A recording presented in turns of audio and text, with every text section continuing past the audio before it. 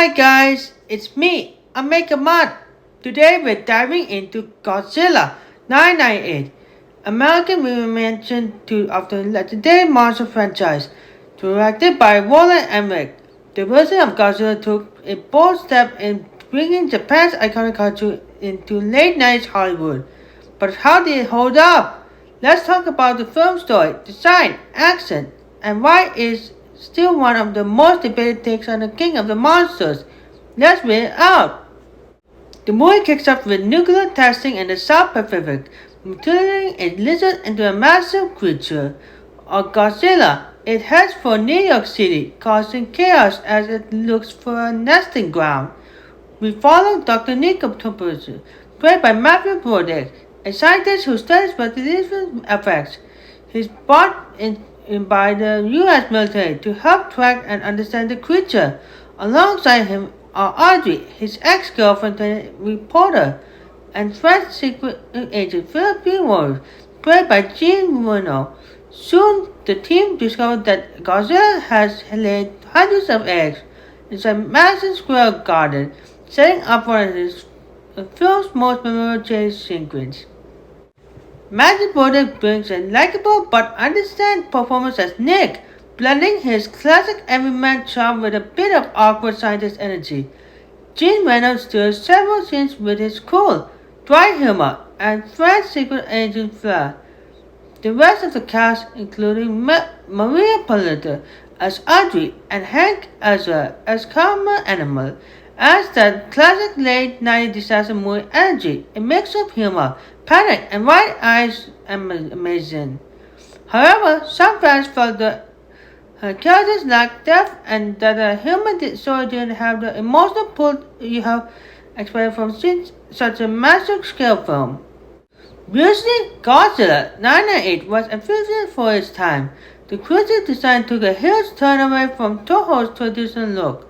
Instead of the bulky dinosaur-like shape, the Godzilla looked sleeker, more like a giant mountain iguana, faster, more animalistic, and designed to work better as CGI. The New York destruction scene still holds up surprisingly well, with a mix of miniatures and early digital effects creating a dark, rainy, chaotic atmosphere. That said, the creature's new look divided audiences. Many fans felt it was too different from the Godzilla they knew and loved. The soundtrack is pure late night gold, featuring tracks from Puff Daddy, Rage Against the Machine, and Germanic. David Arnold's score brings intensity and energy, though it's noticeable, more like Hollywood action score than a traditional Godzilla theme. Tone-wise, the movie feels like a mix of Jurassic Park and an Independence Day. Big spectacular face pacing and lots of explosion. Emmett clearly wanted to make a blockbuster that appealed to a Western audience. And while it succeeded at the box office internationally, critics and long-term Godzilla fans were too kind. Upon release, Godzilla 998 made over $379 million worldwide, but it faced harsh criticism for straying from the original tone and meaning. Fans often call this version Zilla, a name adopted by Toho for the future cameos in Godzilla Final Wars 2004, where the real Godzilla defeats in seconds. Still, it sparked major conversation about how American studios handle beloved foreign icons. It also laid groundwork for future reboots, paving the way for 2014 Godzilla that kicked off the legendary monsterverse.